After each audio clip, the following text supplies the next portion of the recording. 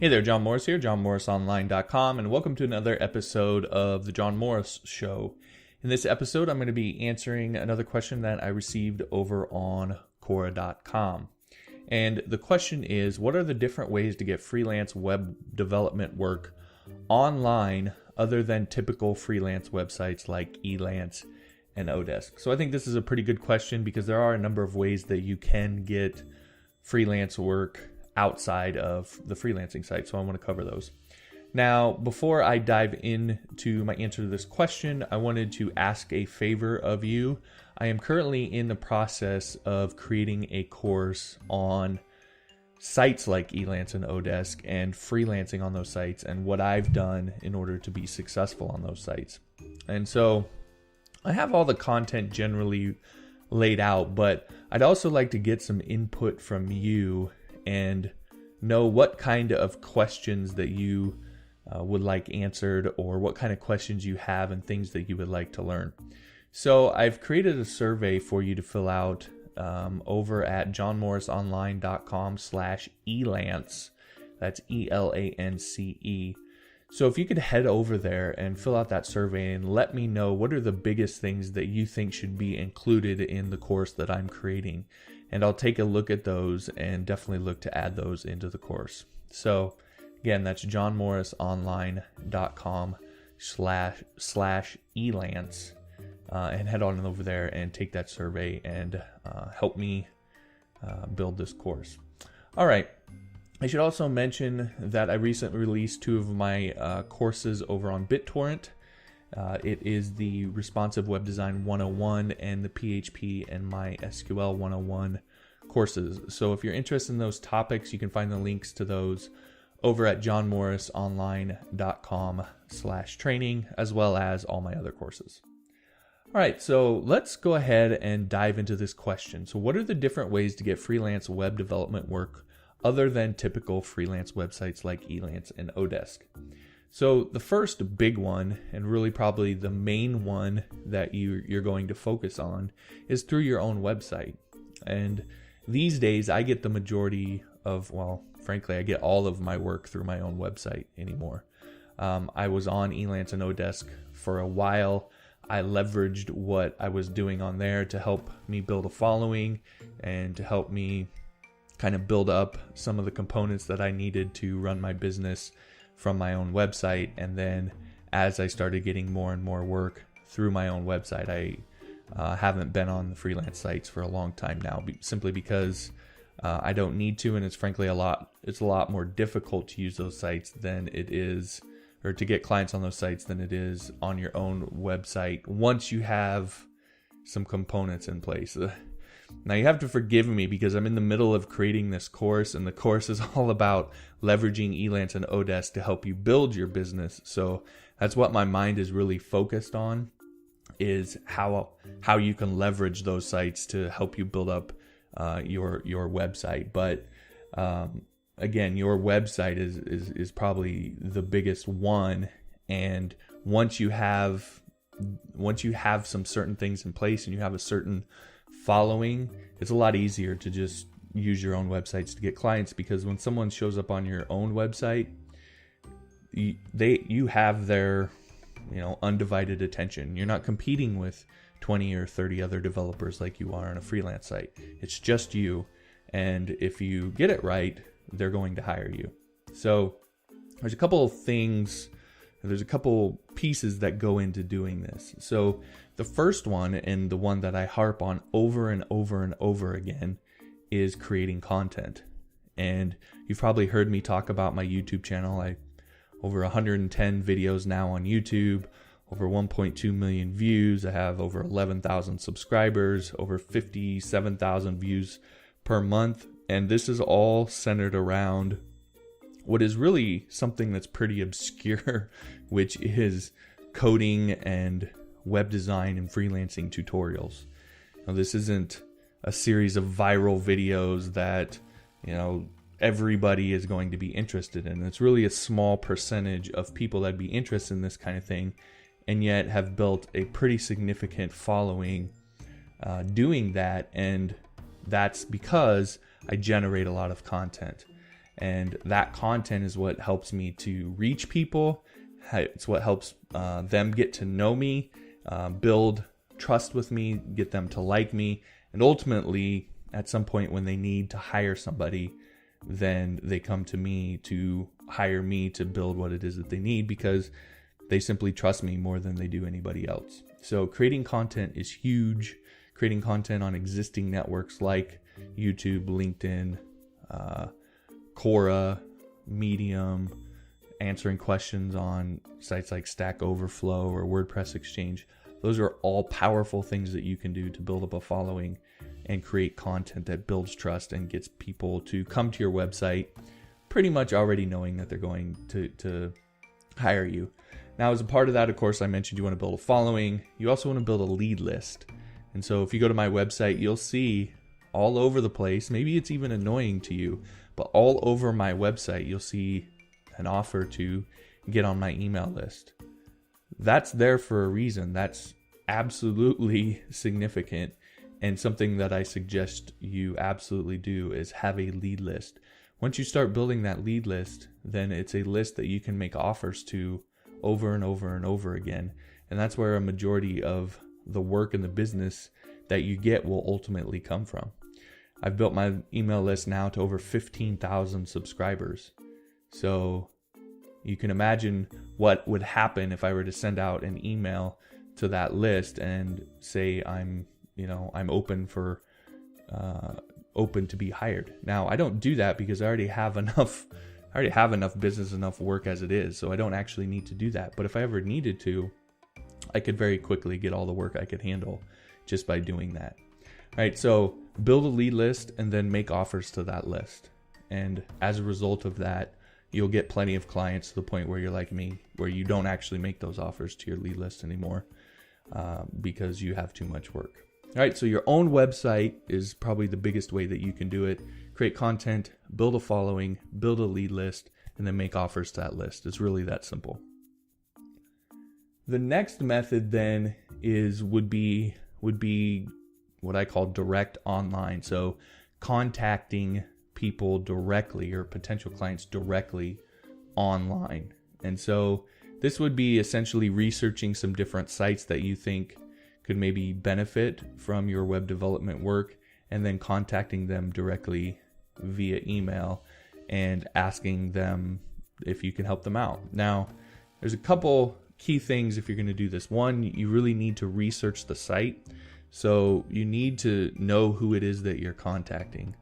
You don't want to get into the habit that I see a lot of people do where the email starts off with, "Hey, webmaster." I get these all the time for SEO. And I don't even open them. I don't even look at them. And in fact, I mark them specifically as spam. So you want to know who you're talking to. So you want to research the site. You want to read their articles. You want to get to know who they are and what they're interested in, so that when you contact them, you can contact them with some familiarity and you don't come across as just a complete straight spammer. All right, so do your research and do your homework. And when you contact them, make sure you demonstrate that you've done your research and you know something about them. Use their name, maybe reference some articles they've written, and then go into your pitch from there. Now, a good way to start off doing this is the free to paid referral approach. So the first people that you contact to do this, maybe you offer to do it for them for free. And that will be a compelling offer for them, and you'll redo their site or whatever for free. And then as a result of that, you'll not only get a portfolio item, and if you do your job right, hopefully a testimonial, but you can also get referrals. So if you do a really good job of delivering, then you can also ask them, "Hey, do you know anybody else who could use this kind of work? I'm looking to build my business, and if there's anybody that could use the same kind of work, could you maybe let me know or put them in contact with me or whatever." If you do a really good job, you'll get business that way. Next is what I call the direct offline. And I think this represents probably the biggest opportunity that's out there that's really kind of untapped.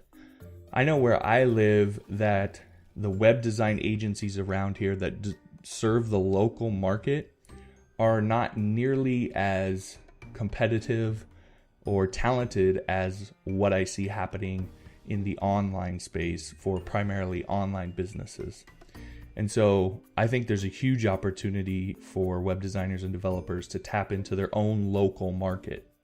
And so this is just a matter of, again, doing some research on businesses in your area that you think could use an upgrade to their web presence, and then approaching those businesses. And a good technique to use is one that I learned from Ramit Sethi called the Briefcase Technique. So don't just go into these businesses and say, hey, I want to help you improve your web presence. Go in with a set of mock-ups. Even better, have a set of 3 different mock-ups of how you want the site to look. And go in there explaining how you would redo their web presence and why you would do it that way, and give them a few different options to look at and choose from. So actually have that in your quote unquote briefcase to open up and show them exactly what you would do. Showing is always better than telling. So as much as you can go into approaching a business like this, showing them what you would do, the better off you're going to be, and they're going to immediately see the value of what you bring to the table.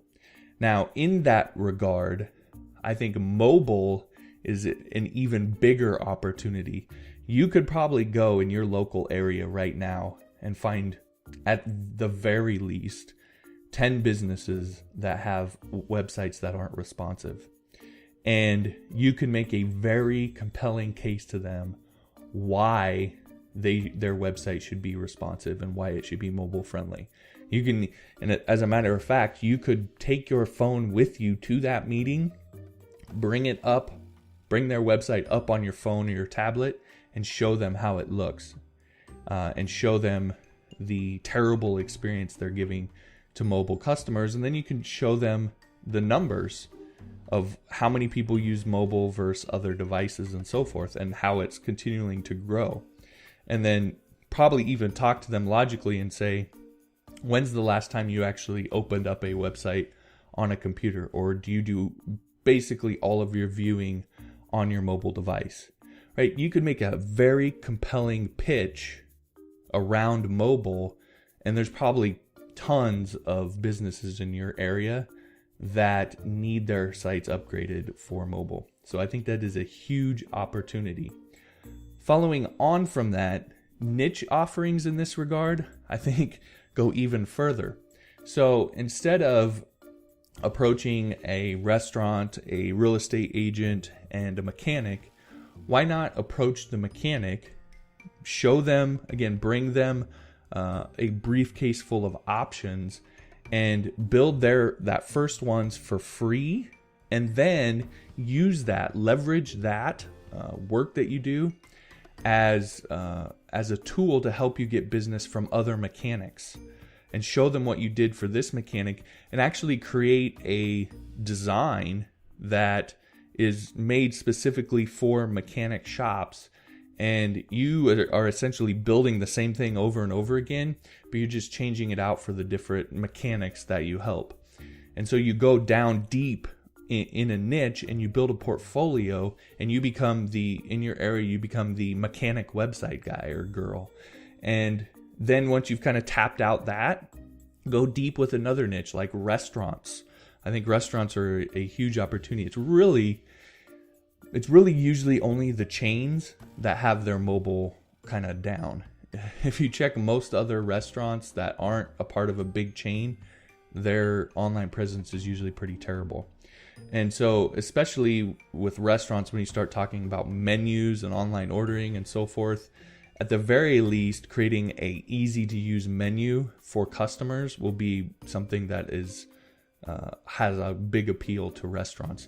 If you're able to even take that beyond into online ordering, you could really kill it in the restaurant market. So, and again, you can build the first one for free, get that portfolio item and that testimonial. Then you could start approaching other restaurants and say, hey, this is what your competitors are doing. If you want to compete, I can help you kind of step up your game. So, and again, you can go deep in that niche and then go to another niche.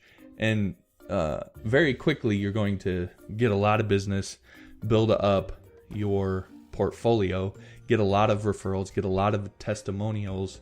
And again, this is all stuff that you can use to put on your website to then start getting clients online as well. All right, so those are the 3 different approaches that I would take that have nothing to do with freelance websites. Your own website, contacting people directly online, and then going around to your local area and contacting people right where you live. So those are the 3 different things that I would do. All right, so that does it for this episode of the show. If you have a question, you can head on over to Quora.com/John-Morris-67 and ask me your question there, or tweet me at JPMorris using the hashtag JMO I want to know, and I'll try to get those questions on the show. If you haven't yet, be sure to subscribe so you get access to all of the latest material. And if you could please like this so that I know this is the kind of content that you prefer and I can make more of it. And if you haven't yet, head on over to johnmorrisonline.com and download my free cheat sheet, 7 strategies to turn your code into cash. Thanks for listening. I'll talk to you next time.